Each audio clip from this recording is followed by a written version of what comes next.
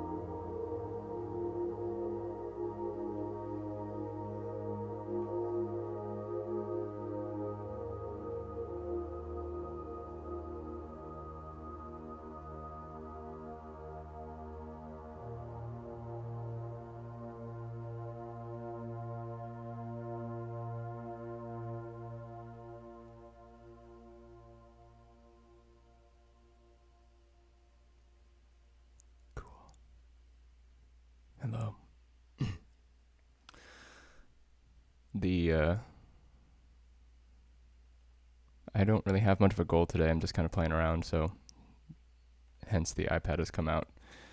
And yeah, just been kind of messing with this app. Definitely would love to blast it. And you should check it out if you have an iPad. It's called Fugue Machine. You can use it to trigger MIDI externally. I can control my OB6 with it or anything else. I can route it back into another iPad app like the Animoog.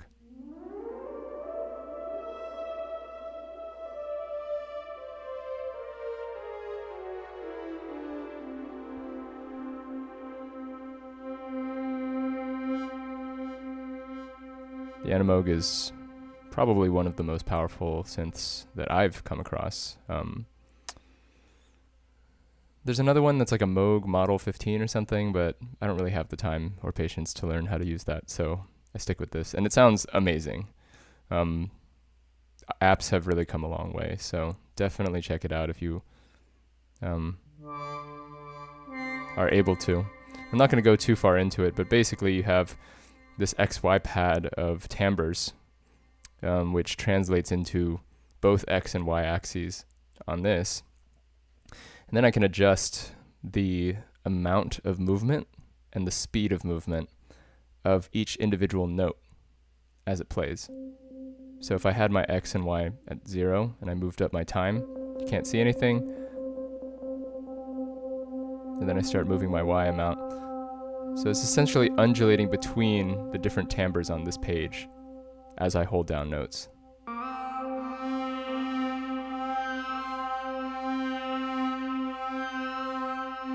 And those individual notes, they'll modulate through, yeah, exactly, wavetables. And they'll modulate through this independently. It's just a really pretty way of showing that. And I believe based on velocity, you can change where on the XY pad it moves or starts. And you can also, modulate the XY pad speed and things like that. Attach it to stuff with the envelope mod page. Where is it? There. So I can choose up to 4 mod sources, and I basically just configure LFOs controlled by the mod wheel. Destination to semitone.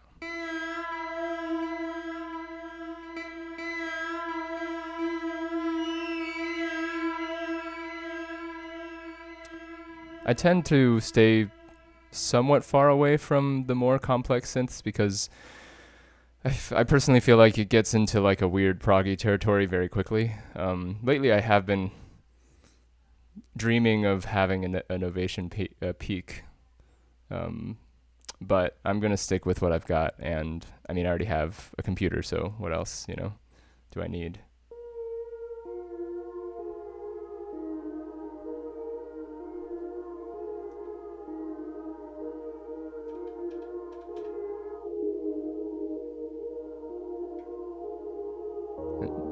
So this Fugue machine kind of lets you stagger the same pattern at different speeds. So say I start this this one on, you can kind of read it, hopefully. Let me see. Yes, so I have a full velocity range, pitch and octave unadjusted, start at the 1, and then we have this single figure here.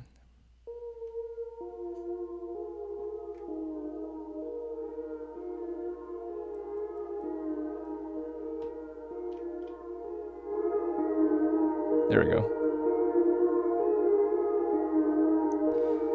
I can adjust each of these individual playheads so that they're moving at different speeds. So this one's actually moving at 1/8 of the speed, and it's going down 2 octaves of this. It also starts on the 13 out of 16, which is the 4th bar.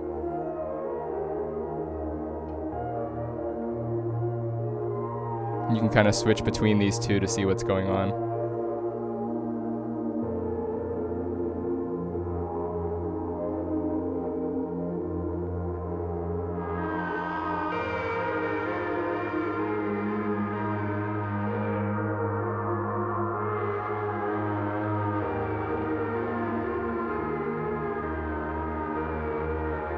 adjust the drive.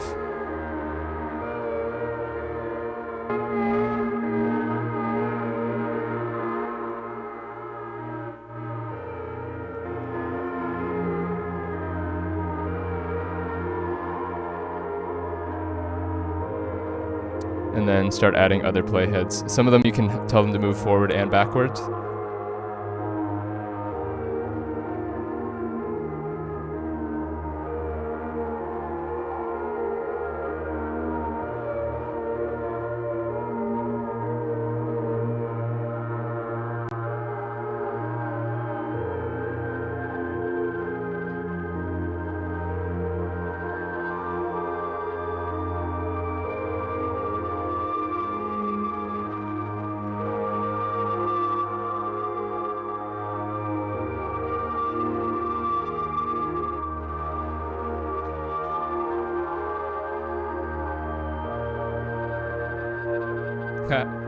Hey Gleb, good to see you.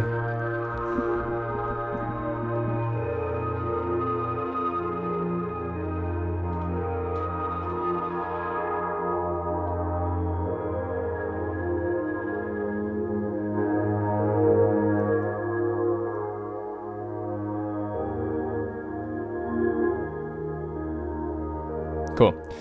So yeah, this thing is awesome. I've been playing with it like a little bit here and there, but most recently I wanted to create some ambient music just for myself to listen to, and dove back into it. I can show you some of the other ones, the other preset patterns that they have in here that are really cool. There's one called, that's like a Bach reference. Where is it? Little Fugue variation, I think. Check this out. I need to turn down delay.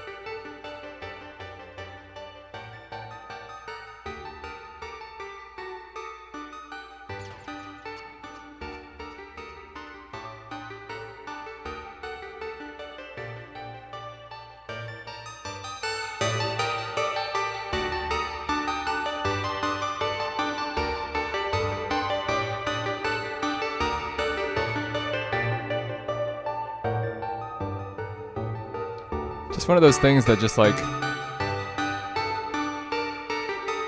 one of those things that can just keep surprising you. And what's cool about it too is you have this sort of, this play area. You can zoom in, I think. You can choose where it starts and stops. Let me bring the brightness up a little bit. So you can tell it to just play the first, you know.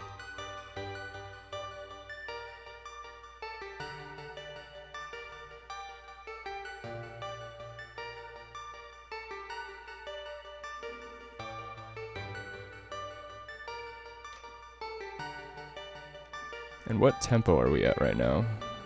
79? Oof.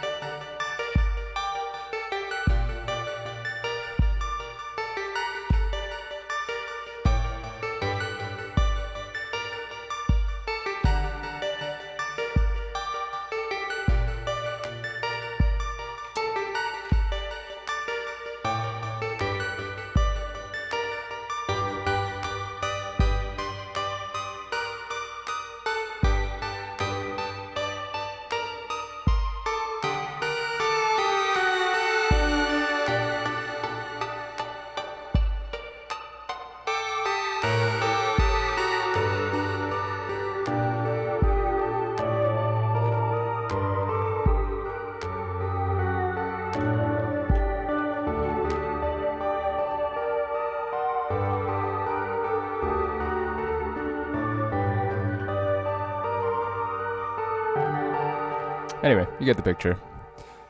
Gleb, this app is called Fugue Machine, Fugue. It sends MIDI signals. It has a synth of its own, but it really becomes powerful when you use it to control other apps. And the iPad has a ton of really cool synth apps. I think this one's like $20, but it's totally worth it. A lot of really complex synthesis going on in this, and it comes with a delay, even a 4-track recorder, I think, in here. I mean, I think you have to buy that, but whatever. And yeah, super versatile. I have a few other apps that I'm somewhat interested in, and this can also be used if you have Bluetooth MIDI. You can connect it to a hardware synth and control it remotely. So you could be walking around with an iPad. It might not be very good sync-wise, but pretty...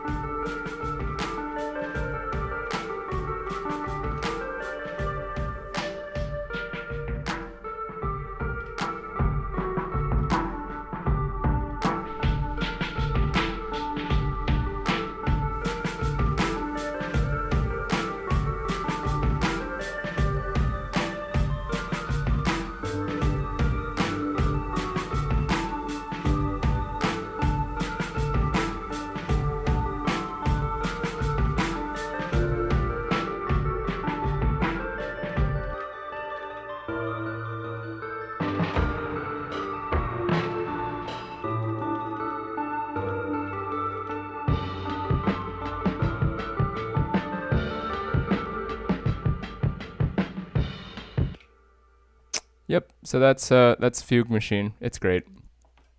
I should also mention that the reason that this cat is here, it's nothing profound. It's just that I recently bought this device. I was recommended this hardware compressor, the really nice compressor by FMR, by Chris Dillon. So shout out to Chris Dillon for recommending that, because I really wasn't looking to get anything new. But I couldn't resist spending, I think it ended up being 180. Like normally it's like 140 or something, but yeah, it was 180 and it sounds amazing. And I've never had a hardware compressor before, but it's pretty awesome. Maybe I'll play some stuff to demonstrate the beauty of a compressor. Like, for example, let's say we have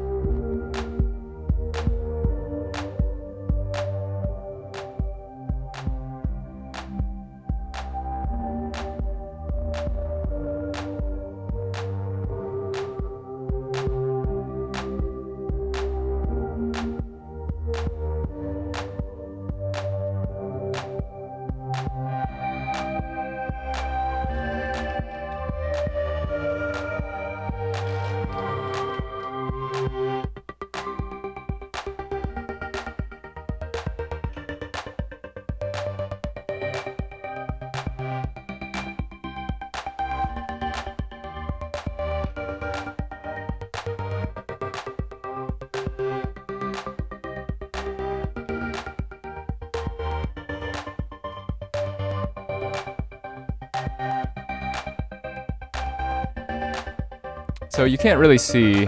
I should actually bring up the drums a little bit.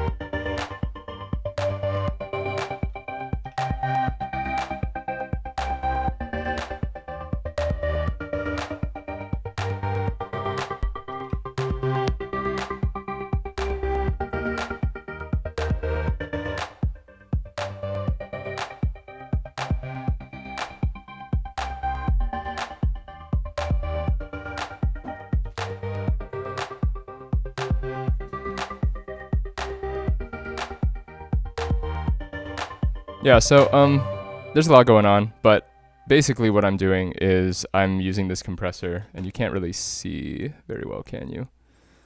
There should be a light here that, let's see, can you see that?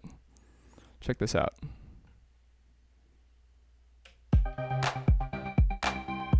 It might not be synced up properly, but that ducking that you're hearing is all natural. It's basically taking the whole thing, squeezing it every time the kick happens. I could do, you know, a sidechain, but I'm too lazy. And sidechain is actually kind of hard to set up because you have to have it coming out and not have it be affected. So with a single mixer, it's a little tricky because I need the kick to come out here but not be squeezed by the compressor. So it needs to come out of a separate channel, but it also needs to send that signal in as a sidechain. And yeah, so long story short, I'm too lazy to do it the right way. I'm just going to do it this way, where you can actually see the response of the kick as it squeezes the whole signal.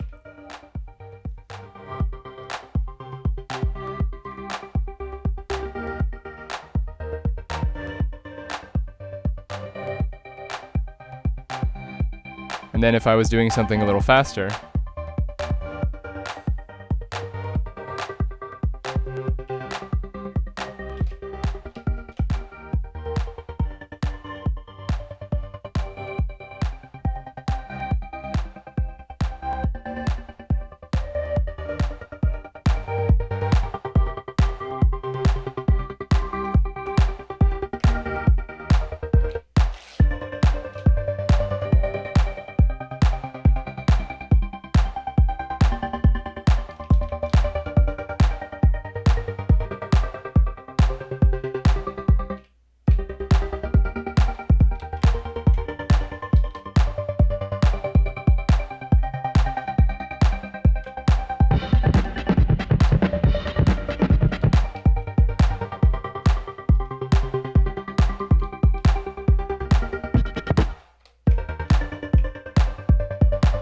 probably going to end up relying on my old faithful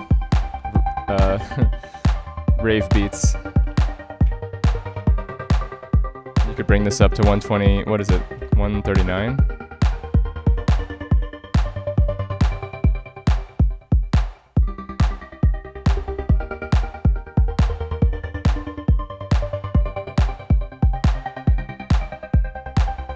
Yeah, it was 180 on Reverb, and I think I bought one of the last ones in the US. The day I went on, there were like a bunch of them sold out. And I didn't even know something like this existed for 180. So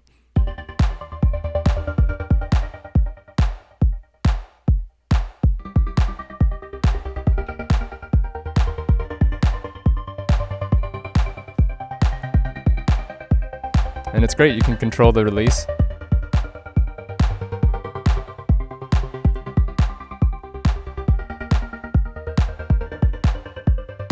Attack, the ratio, it's a compressor.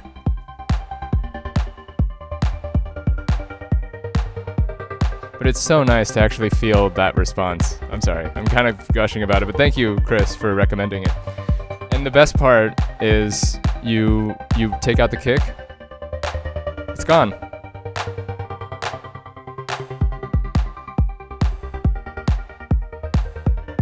Yeah. I do not have that power, unfortunately. I bet, you know what? I bet they have a cat that's MIDI sync enabled. And that would be the solution that you're looking for.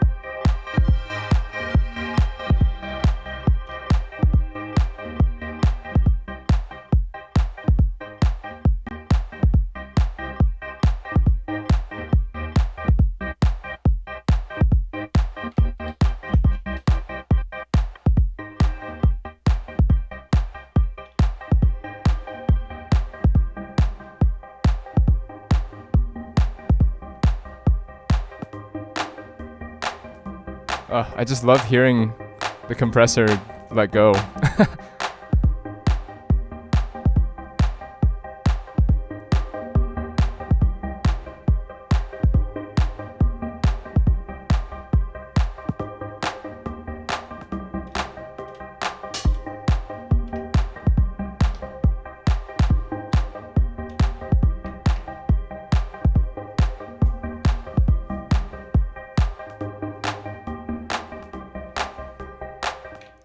One other thing that's really great about the really nice compressor is it has a super nice button where you press it and it's like a way more gradual compression. It's much more transparent. You can't really tell what's happening, which is a nice option for if you're doing something more like mastering, which, you know, if I'm sending everything out of this into here, which I am. So the signal here is octatrack to compressor to distortion, and then into the mixer.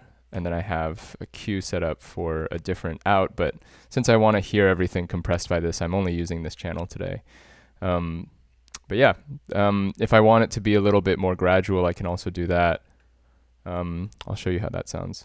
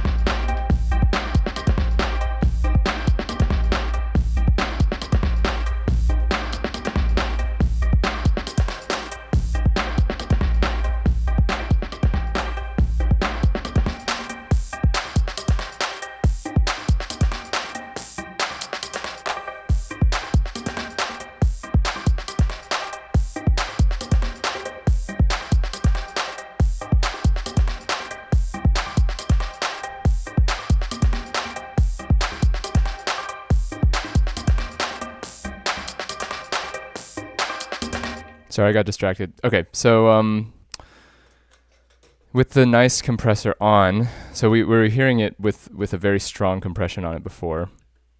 Let's hear it this way.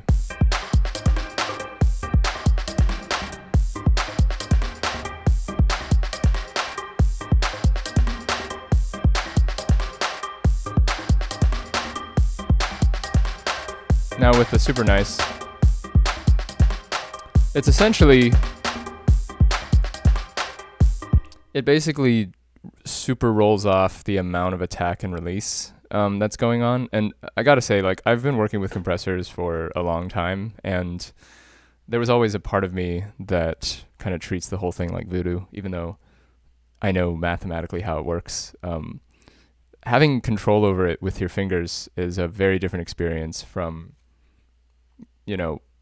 auditioning. And obviously, it's the same thing. There isn't really a big difference between taking a mouse and clicking on a thing and adjusting the ratio or whatever. But being able to actually feel the change, between different thresholds, between different ratios, really just gives me a newfound appreciation for like how these things manipulate sound. So, say we just use the beat, and we're compressing the hell out of it.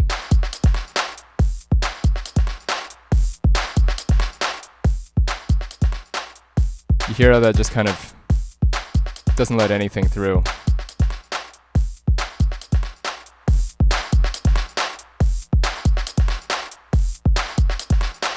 There's a lot more dynamics in this version, or it's a lot more active.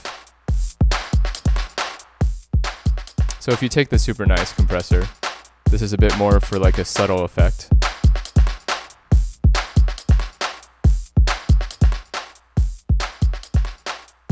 Your release is going to be longer. Even the shortest release is almost like a longer release over here, like that.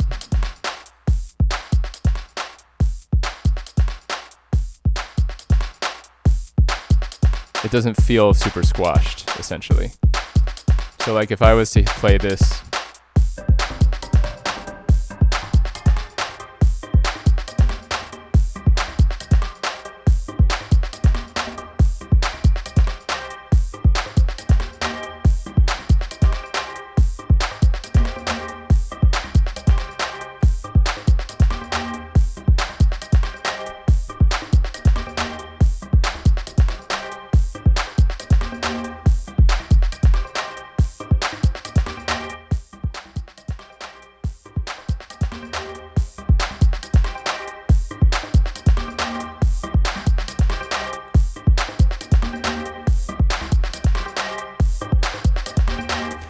I imagine it's probably pretty hard to tell even a huge difference, especially on like a YouTube compressed video. But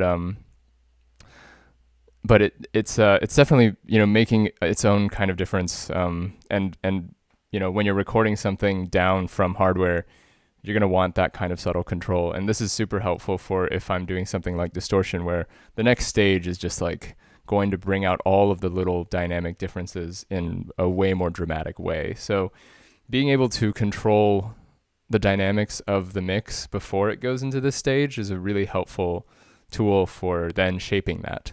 But yeah, this is called the FMR Audio RNC, which stands for really nice compressor.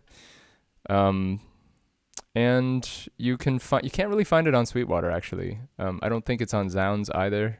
But I found it on Reverb, and I think there's a guy in Canada right now who's selling like 6 of them. But I think they're selling it for a little bit more. If you're patient, it looks like based on the charts, you can get one for like 140, 130 even. Super nice. Then like I've been told, I'm not like much of a hardware connoisseur when it comes to like studio gear, but I'm told that it's one of the nicer ones that you can get at this price. The next one would be like 300, 350.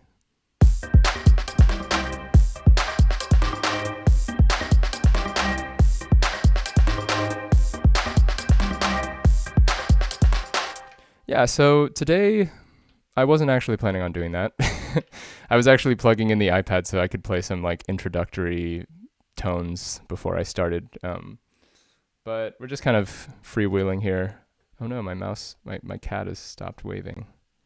There. But the goal today was kind of to take some of these ideas and start working through a proper workflow. How do I get a cohesive set that has a bunch of beats? And I've done this once before. If you've watched some of the earlier streams, I made like an entire set, which I'm still in the process of recording and getting, to sound good.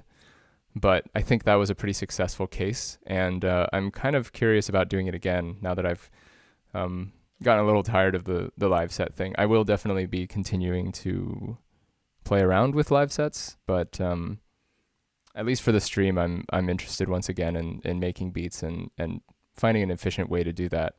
So some of the guiding sort of principles for me involve coming up with a framework, coming up with a structure that I don't change, and then working around that. So one of the things that I've been thinking about with regards to this project is we're working with the vocal kick. I'm going to keep this iPad plugged in just to see what ends up happening. Usually the OP1 is here, and it's like my one connection to just like an immediate musical idea that I can be like, oh, I know there's this melody and it has to be a bass, and I can quickly, put that together. But I'm considering just leaving this plugged in and seeing what comes out of it, because I'm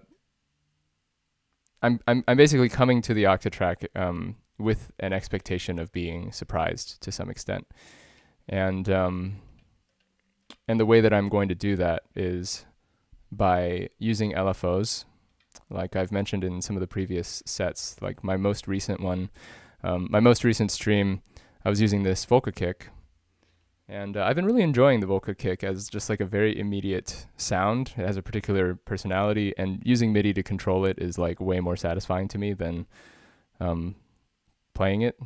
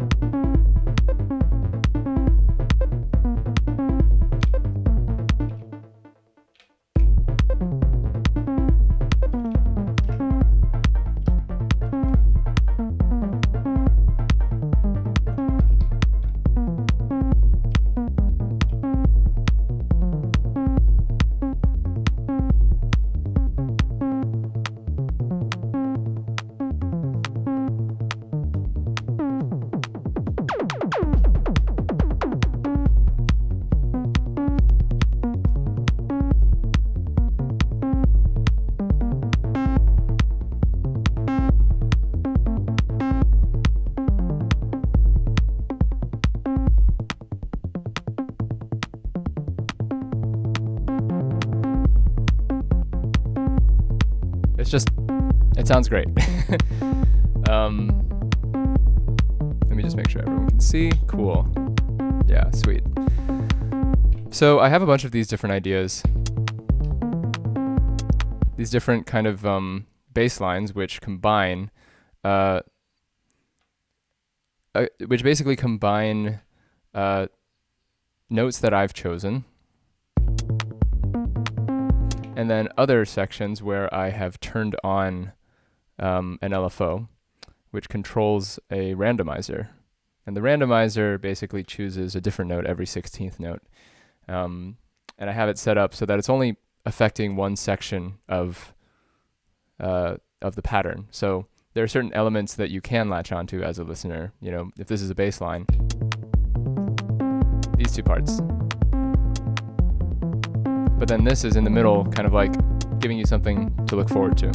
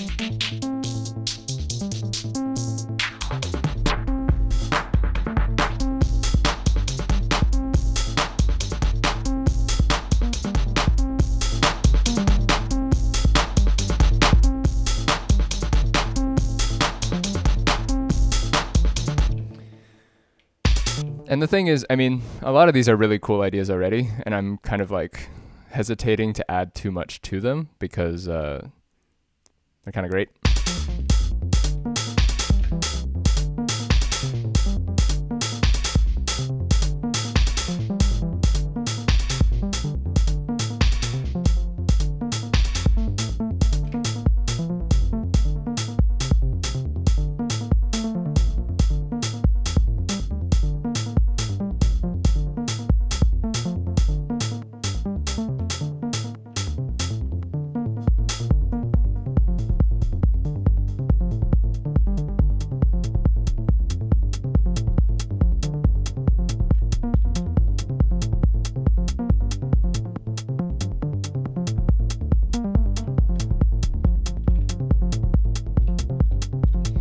So I guess what I was thinking about today was maybe I just play with some samples I have in here instead of OP1 stuff, which, you know, I end up falling on the same habits, and I forget that, you know, the Octatrack has so much possibility, so why don't we stick to that today and play with that. Play with a little bit more uncertainty, basically. Forgot what section I was going to look in. Oh, that's right, I didn't import those.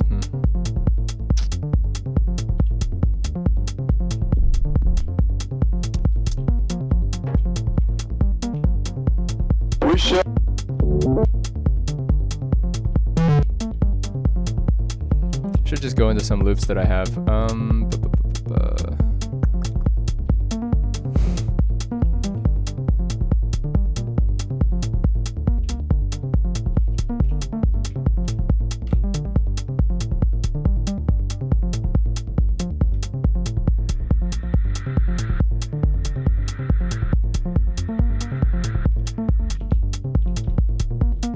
Maybe just some one-shot stuff.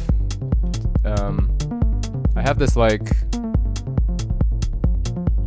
ultra magic sample set that's like largely useless for most of the stuff I make.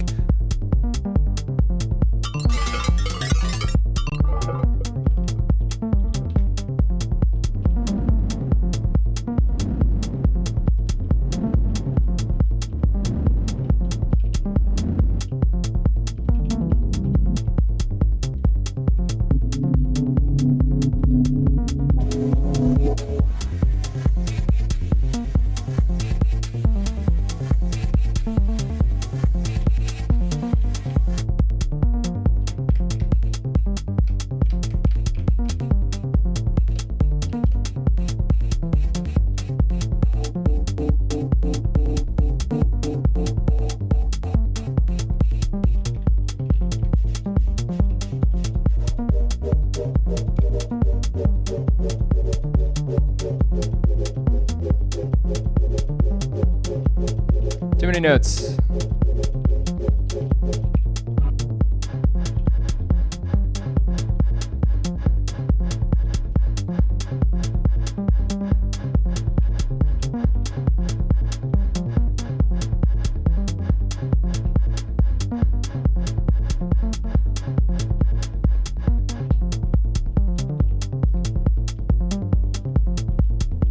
Crate Diggers, I think, had some stuff in there.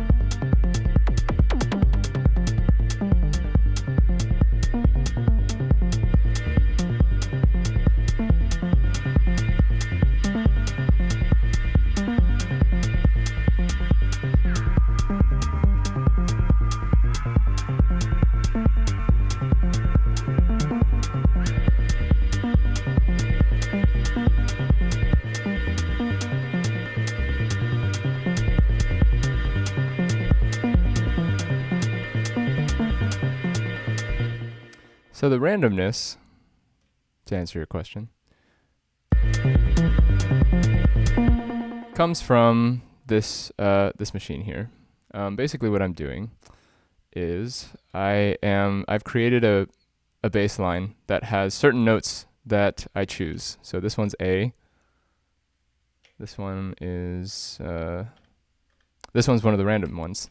And then this one is a different LFO. So on one level, you can choose exactly what the notes are. You can be like, I want this one to be A, I want this one to be D, blah, blah, blah. But then you can also do this thing where I want this note to last an infinite amount. I want it to I want it to transpose at a certain speed, based on this LFO, which is controlling the pitch. And then I want it to transpose a different LFO. So basically a different waveform is choosing the note on this note than on this note. So this one's LFO1, which is random. This one's LFO2, which is a wave that resets at the beginning of the pattern. So that gives you the same exact configuration of transpositions every time. So one way of demonstrating this is by simply just copying this over to another pattern. Let's say that we only have this randomized thing.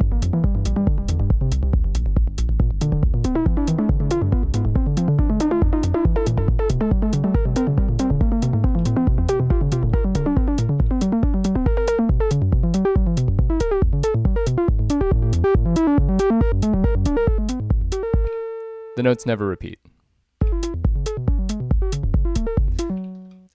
Now what if we set it to this LFO, which is transposing based on this sine wave, or whatever, this triangle wave? Yeah.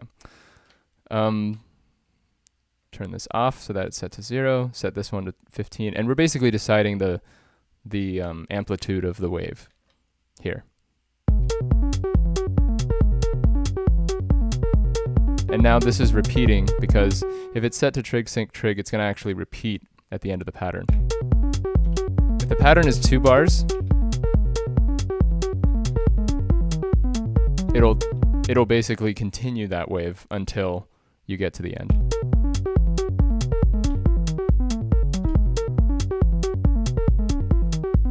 One other thing that's really cool about this is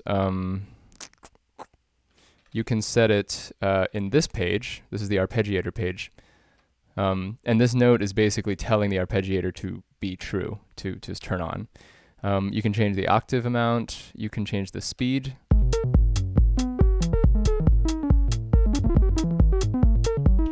So I could basically go through this pattern and go, I want this to be half as fast. And then I want it to go back to 16th notes here. Like that, and then set these to trigless trigs, because then all it's doing is adjusting the speed here. Actually, maybe we're gonna make those trigs. Oh, because I have to also set this to true.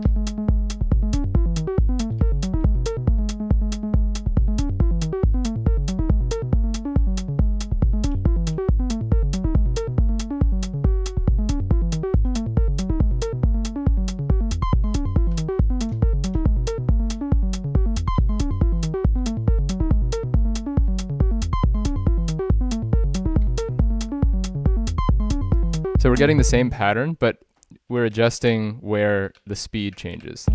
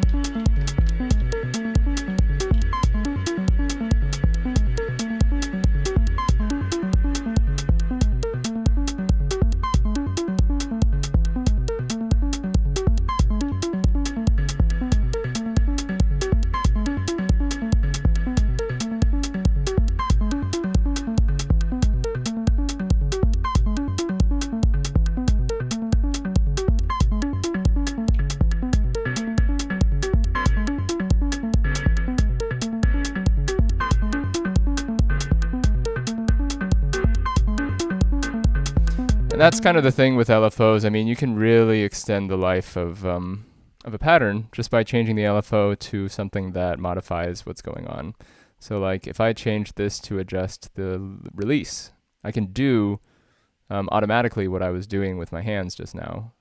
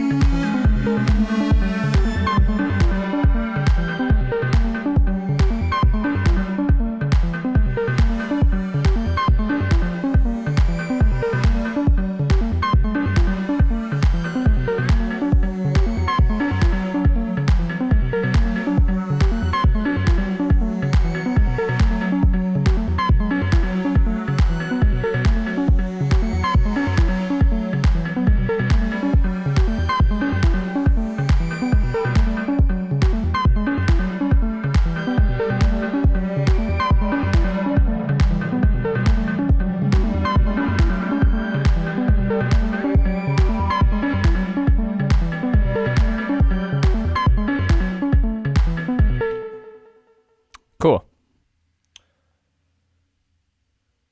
And you can do a similar thing with this where you take the key and you go, I want F sharp minor.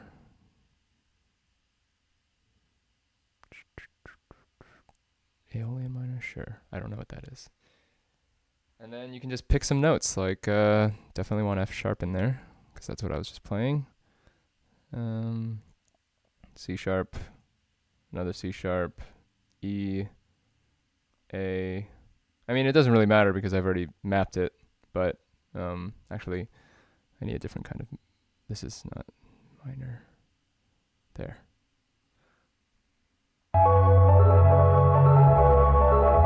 Oh, geez.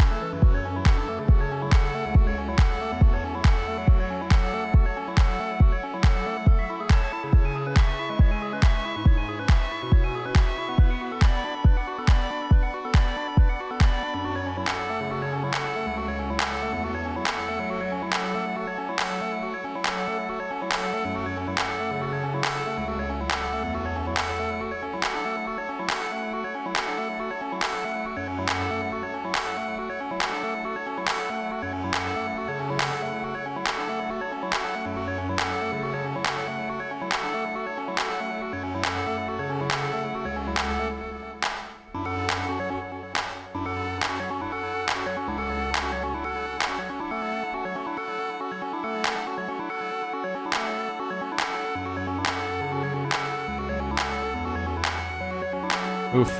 Can't seem to control it. But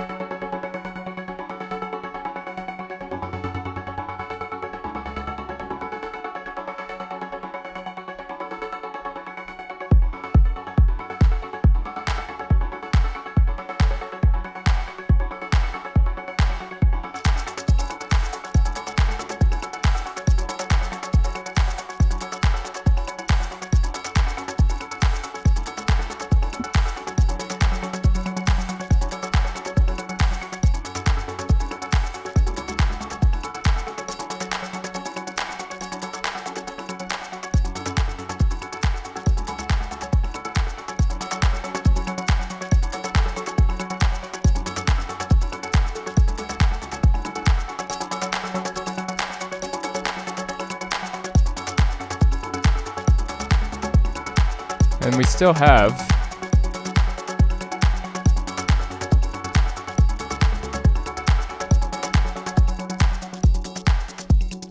track 4.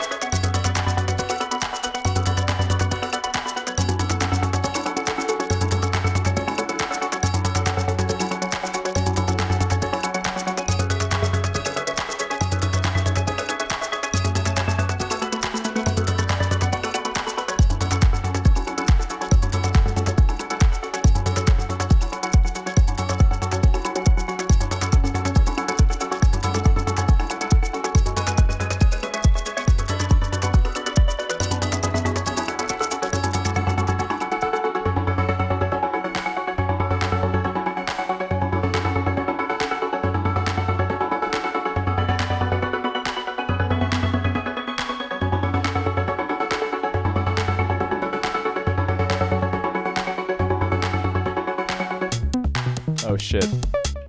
I went to the wrong pattern.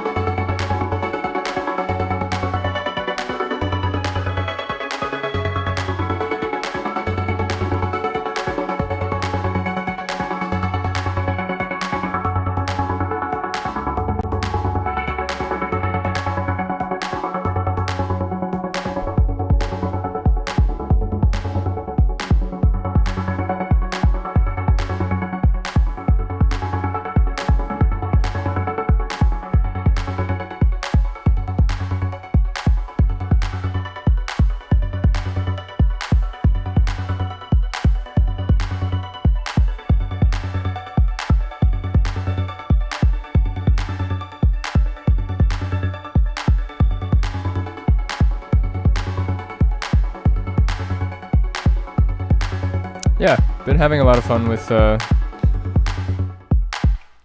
compressor. It just brings so much to life. I mean, just listen to this bass line, you know, and I can actually do a side-by-side comparison. Say we take the bass, we move it to channel B, where it's not being compressed.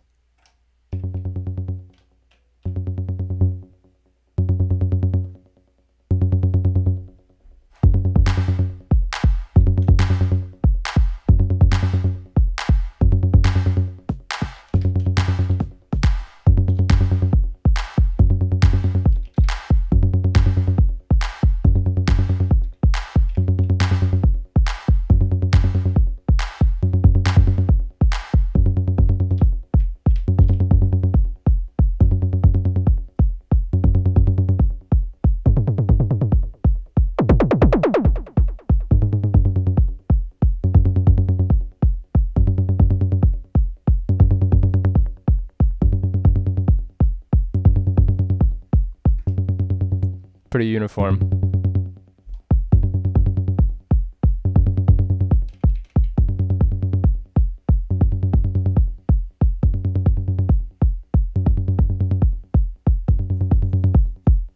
Just makes a world of difference.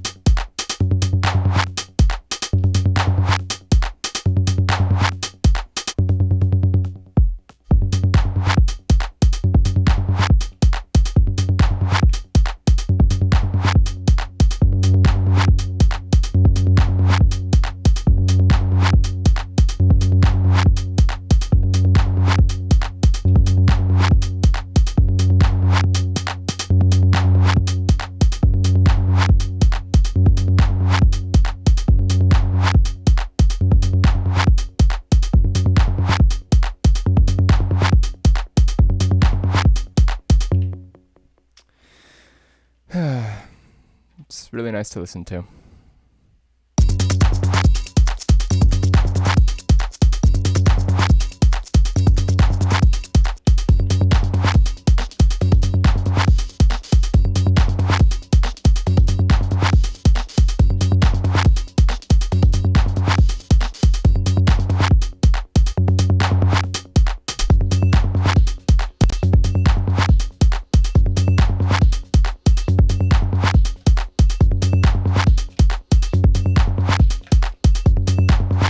I think I need to make a new bank because I'm running out of space in this.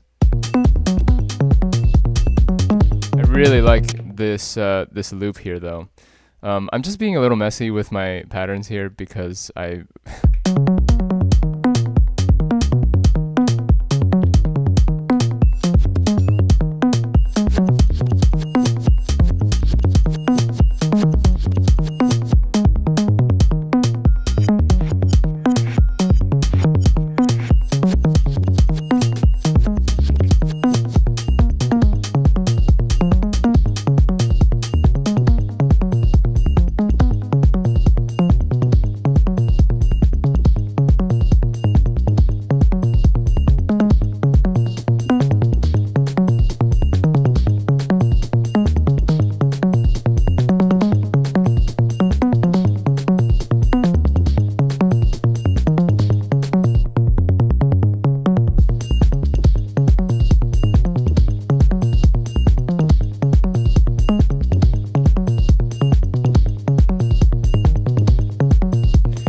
cool too is that this this legato thing works with the vocal kick. If you want that little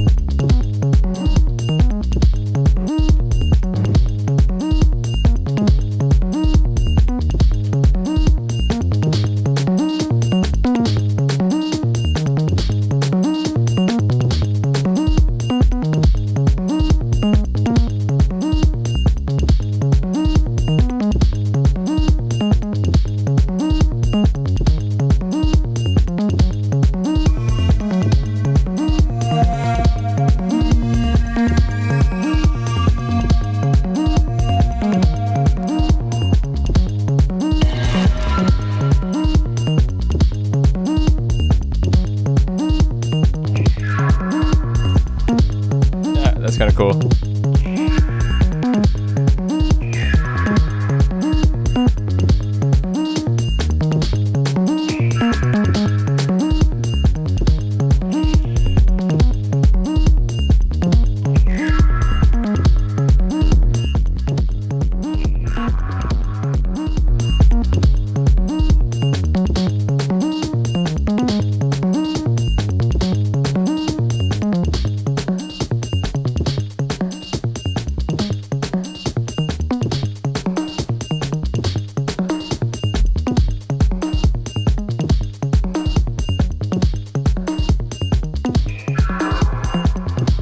Damn.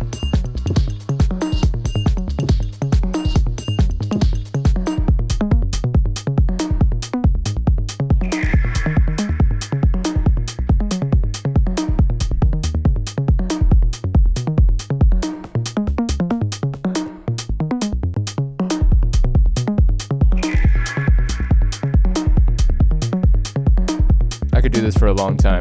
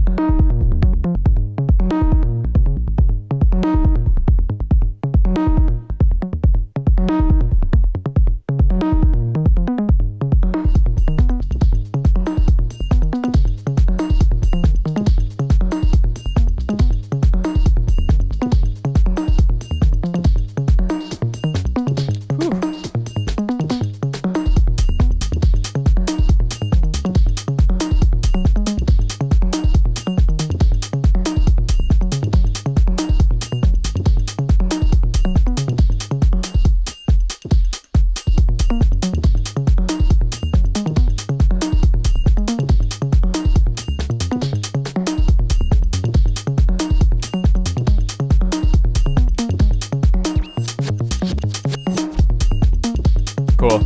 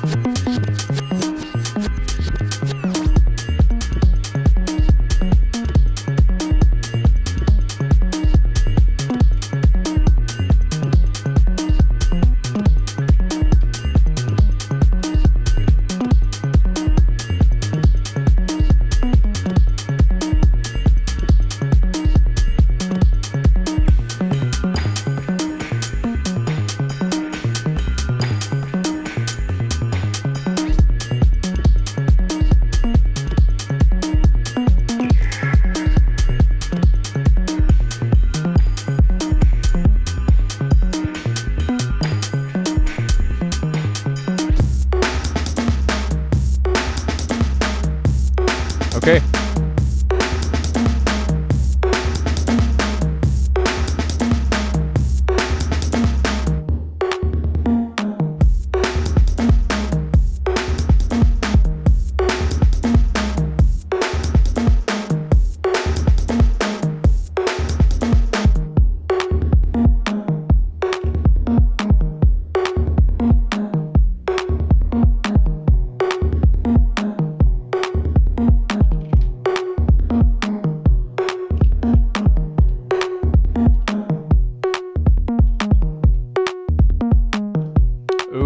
I know what I want to do. This is going to be cool. I think what I want to do is I want to set this to be range 20 count, which gives me a second octave. But I don't want to turn on any LFOs. I just want to turn on true. I think. Not sure.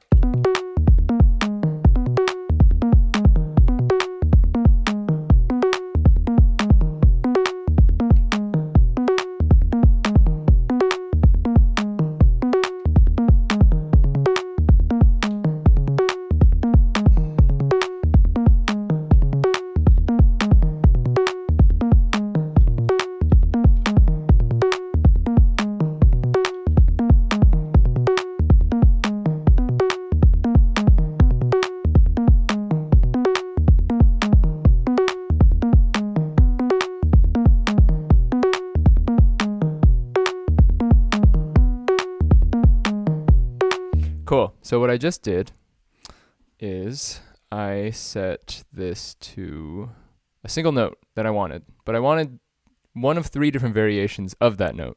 I want 3 different octaves, and I also want it to choose one of them at random. So I set the arpeggiator to random, I set the octave to 3, 30 count, the range. I also set the speed to 24 because if I set it quicker, it's just going to arpeggiate those octaves. Which is cool, but I just want one note. So we're going to set it to 24 so that it's too long to actually play a second note. And there you have it. You have another way of creating prepared randomness that still fits within, you know, what is permissible, what wouldn't, you know, ruin the groove, essentially.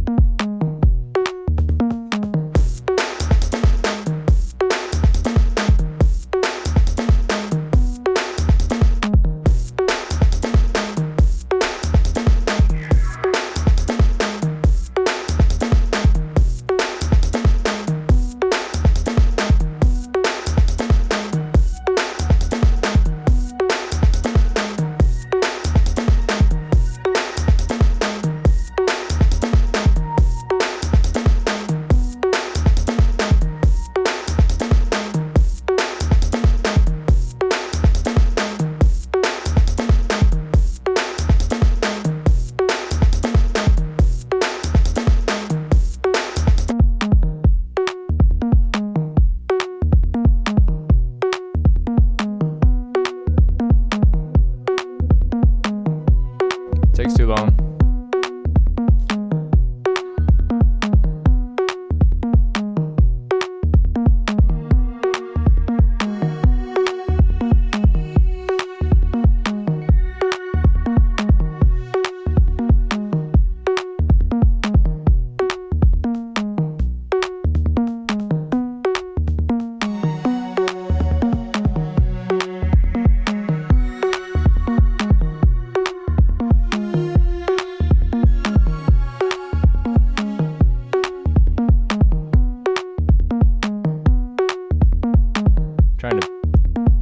Oh, I think it's locked. Nope, it's not locked.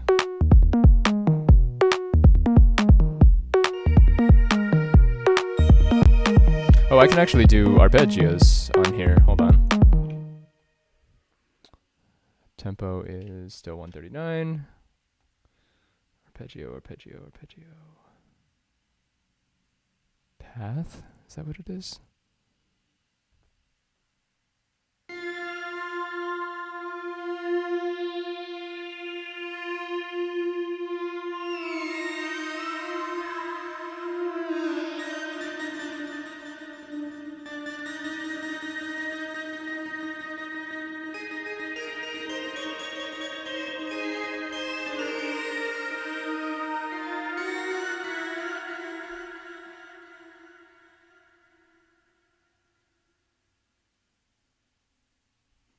Still looking for the ARP in here.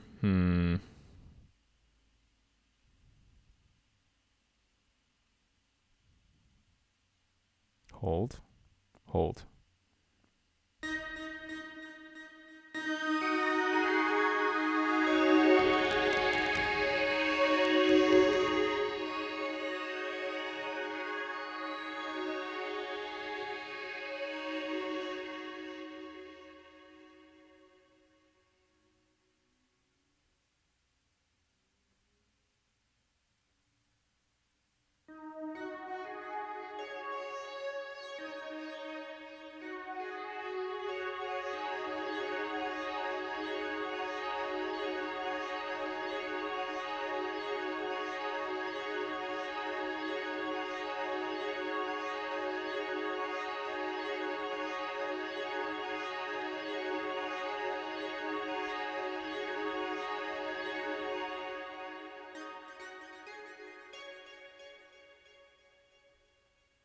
I don't know how to do it on here.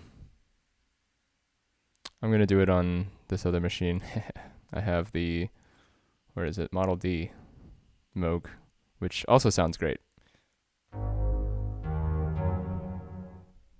try it without so much reverb.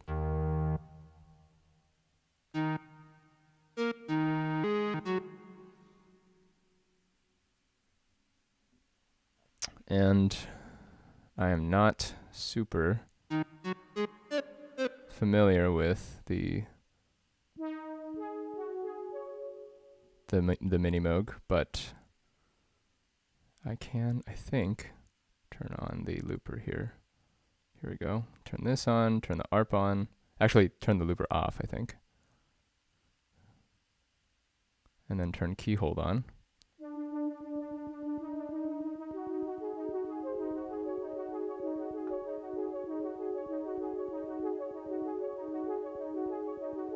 Take Fugue machine in. It's very simple to set things up with this.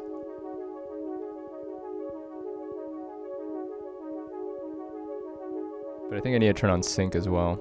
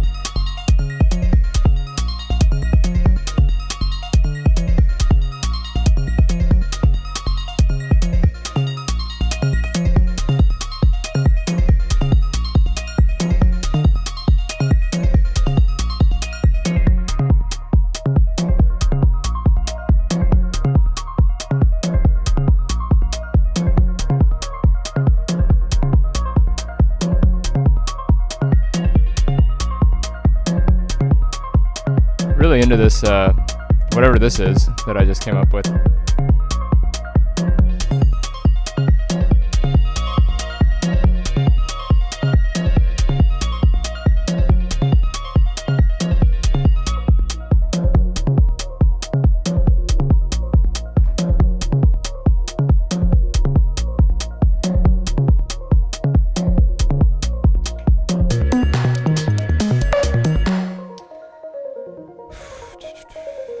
Cool. So those are some things that you can do.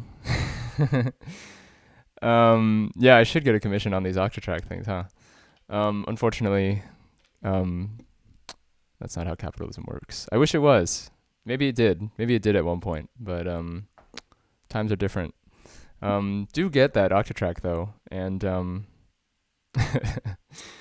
if they ask you, if anybody from Electron asks you why you got it, tell them it was me. Yeah, I've just been, I think, honestly, the things that are really playing a big role today are this compressor. It's just giving so much more interest. It adds just a slight amount without being so complicated that I get sucked into it. And actually, you know, one of the things that I'm noticing about this particular set is because I have an iPad and because there isn't this illusion that I can play a keyboard and that, you know, I'll rely on certain things.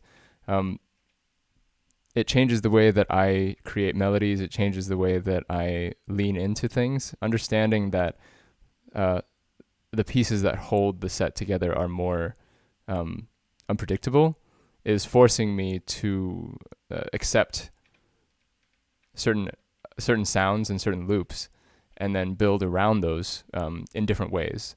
Having a keyboard can be a crutch. And I have a bass station back there that I've tried to jam with. I think I may have streamed one of the jams on here with the bass station, but it's like having two keyboards is already, you know, getting me to a point where I'm like, I'm spending too much time trying to play the keyboard and not enough time figuring out how the set sounds, because I have a certain preconceived notion about what is supposed to happen on the keyboard. And with this, it's like, maybe I'll just, you know, I won't be so precious about what it's supposed to sound like.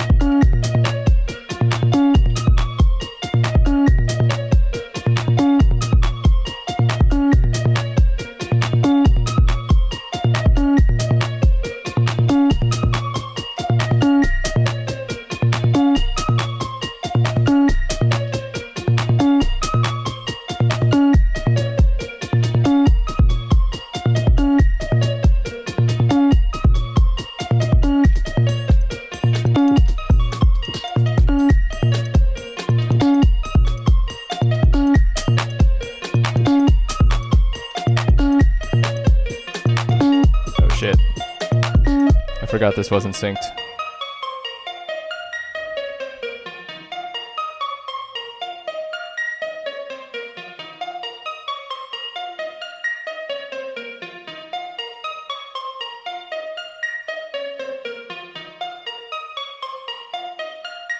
There we go.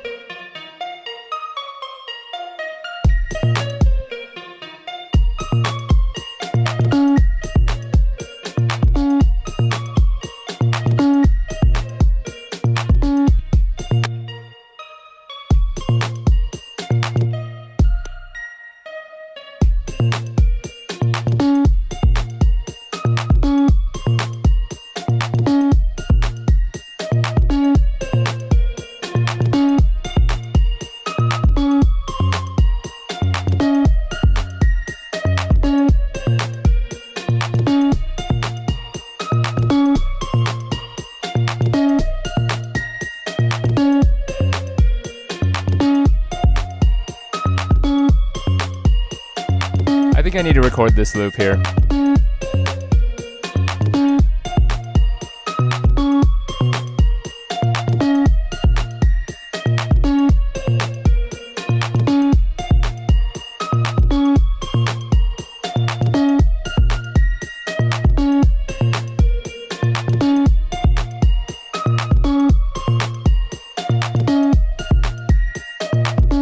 I think it's too long to actually record the whole thing, but oh well, right?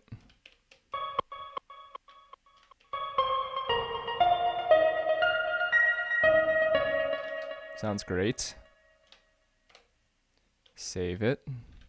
And this whole thing today was supposed to be about how I'm going to, I'm going to make a beat, come up with things that work with it, move on to the next beat, just kind of work through that. But I think I just got caught up having too much fun, which is a good thing to happen. I also need to set my naming thing is way off. I think it says that it's 2006 right now, and I need to fix that. But we're gonna put that sample into here for now so that I don't lose it.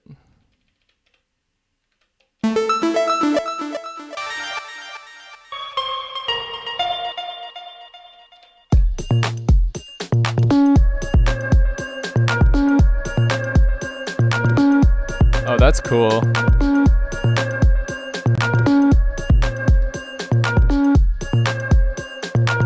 This sounds like some kind of like...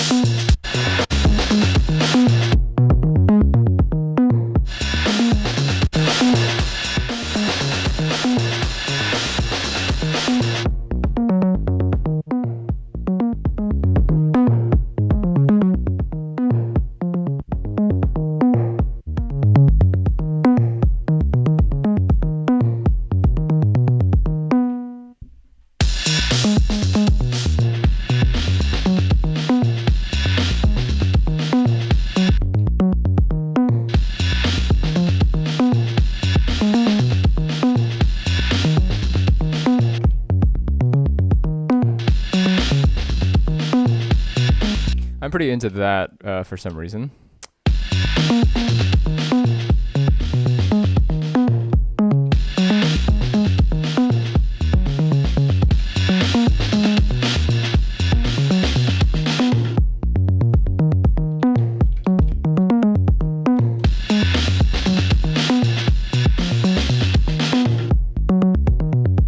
It's actually kind of cool too.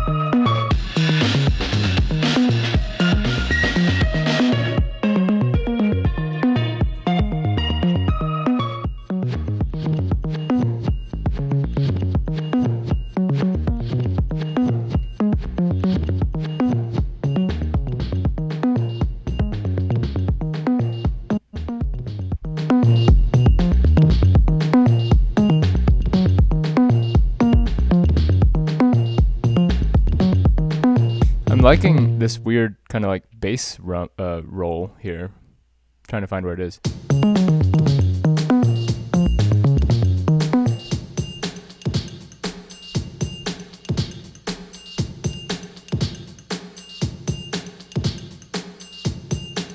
There.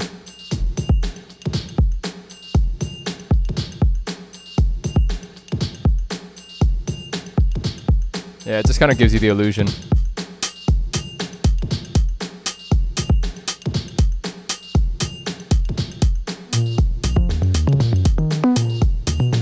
Yes, the beats are a sample.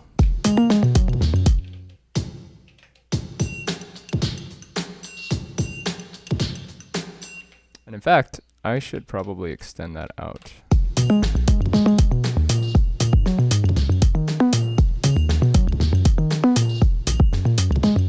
Yeah, so I want this to play every single time.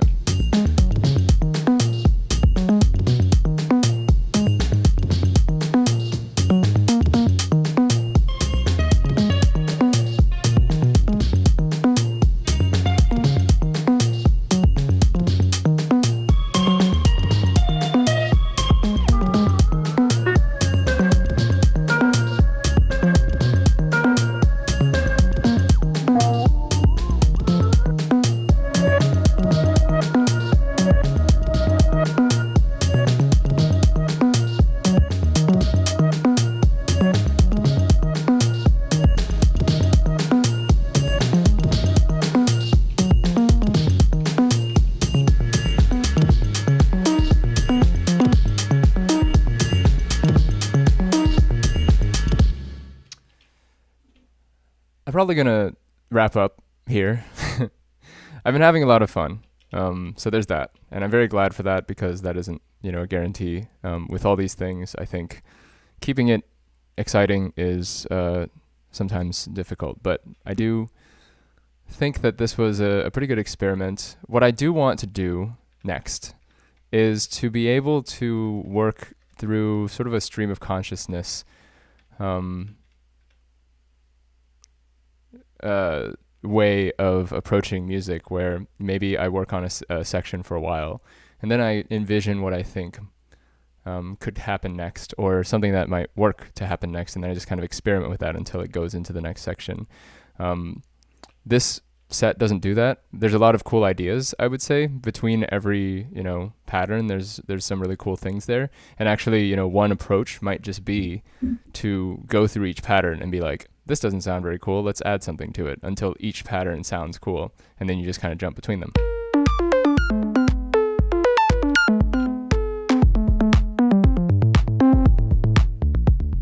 I think one thing I need to do is keep the pitch of this bass in the same key from pattern to pattern, and I think I've strayed from that a little bit.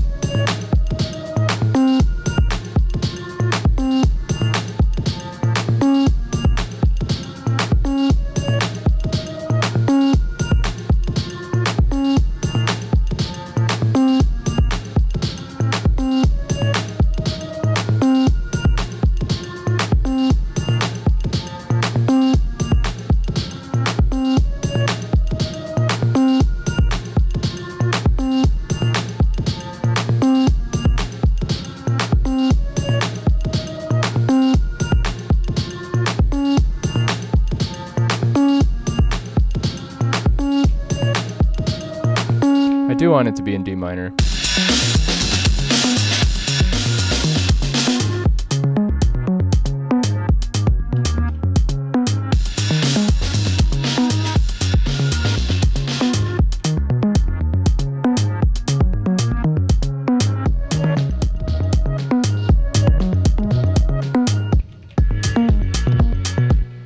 It's got kind of like a weird Moody Man feel to it.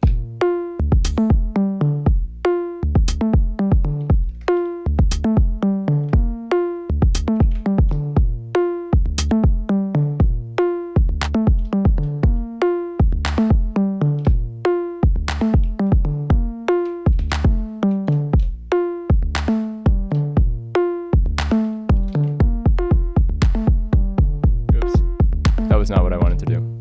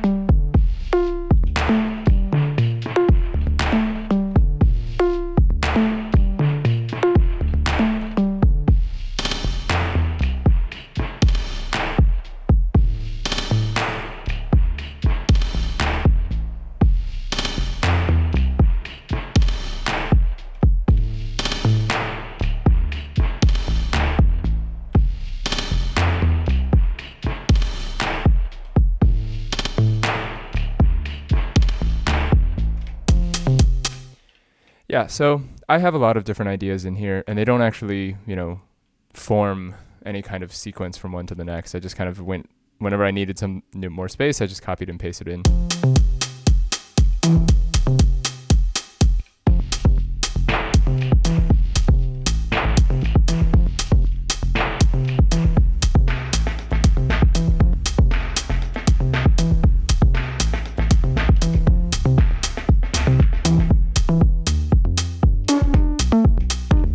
I actually made this earlier today, and I was really proud of it. So I'm just going to play this real quick. It's 2 patterns. The first pattern is basically mapped so that it plays 96 steps, which is the same as 3 bars. And the reason I have that is so that I can have this next pattern play for 1 cycle, which gives you this like kind of longer overall pattern.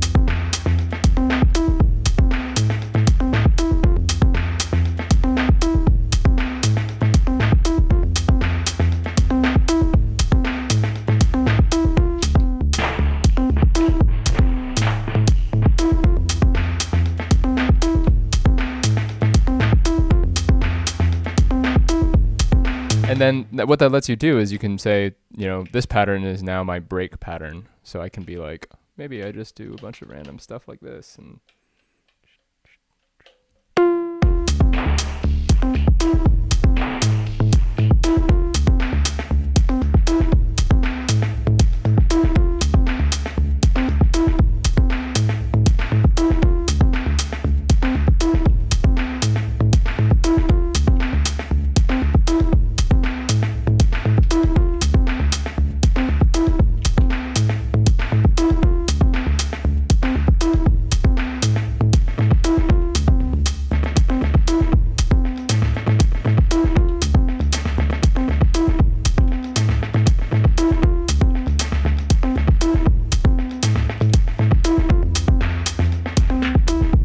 then you can just kind of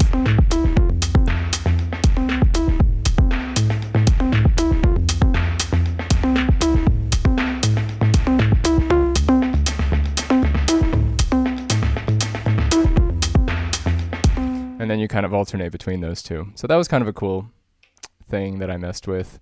But again, these are all just kind of like rough sketches that I haven't really organized into their own things. And that is fun to play with, and it seems like through the stream I'm learning how to extend the life of those patterns in a cool way where I could just feasibly record myself playing this and then sort it out later. But I also think that having it be organized on here would be nice. Forgot about that one. That one's great.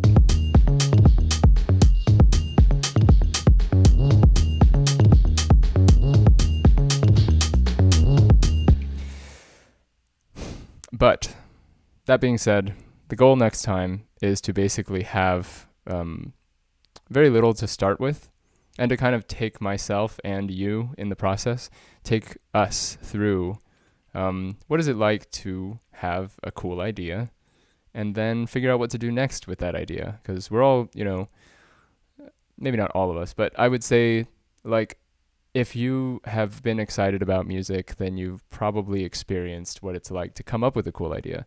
The big question is what next, and the Octatrack, I think, is a potential treasure trove of possible next steps. If you try to use it like a DAW or like some other thing that's better designed for a particular function, it's not going to do those things, but it is really good at surprising you. And then I think the missing piece is to figure out how to capture that and then organize it into a structure that does, feel like a cohesive thing and feel intentional. I saw somebody on Facebook just like sold their Octatrack, and they were like, I'm not really excited about how much preparation goes into having to use this thing. And I totally feel that. I understand where that's coming from. But if you do have the patience to learn how everything works, the hope is that I can prove that over time you can form these structures, because it's not really the machine's fault. Just like it's not a computer's fault that you can't write or that you can't, it's like there are things that technology can do, and then there's the part where, our input is needed to optimize that experience. And I hate to use words like optimize when it comes to creative stuff, but you can use something more mystical or fancy or, whatever, if that's what keeps you creative. But yeah, I hope you guys enjoyed the sounds. I certainly had a lot of fun playing with the iPad and with the vocal kick, and just having that be this kind of like constant tone. Again, the vocal kick is not like a super versatile instrument. It's going to have a particular voice. Just like the OP1 has a voice, just with like more range. This one has a particular sound that I'm kind of interested in and enjoying a little bit more than even, like, I'm enjoying the immediacy of it over the Minotaur at the moment. And I have my Minotaur plugged into my computer right now because there's so much that you can do with it that you need a computer for, that I would rather have it hooked up there and then play with some things that are a bit more distinct. It's kind of like getting a used guitar that has no like brand or anything, and just being like, how am I going to make this sound right? There are a lot of things that I can control in here. I can control the rhythms and the sounds and which sounds are being used when. So it's helpful to have some elements that are harder to control, particularly if I'm trying to create a beat that's exciting to me. If I'm looking for like some sort of a jam, then maybe I would rely on something a little bit less unpredictable, maybe. But yeah. Anyway, rant over. Thanks again for hanging out, and enjoy the rest of your day. I'll see you guys on Wednesday afternoon, 2 p.m. PST. Cheers.